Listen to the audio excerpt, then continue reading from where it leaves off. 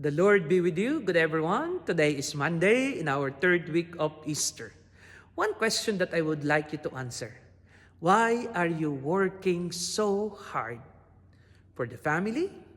For your dream house? For your dream holiday? Or for your dream car? That's valid, and I will not take that away from you. Valid for us to work hard and enjoy the fruits of our hard work. But the gospel is just reminding all of us, all of this will be gone.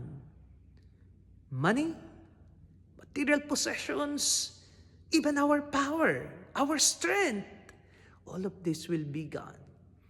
While we are working hard for the things here on earth, we also have to work hard for the eternal things.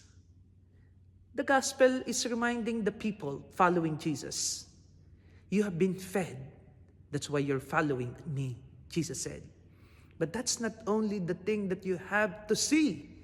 You have to see greater things, which is eternal life. To have ambitions is actually not bad at all. For after all, that's who we are. We are ambitious men and women. However, know that they will not last.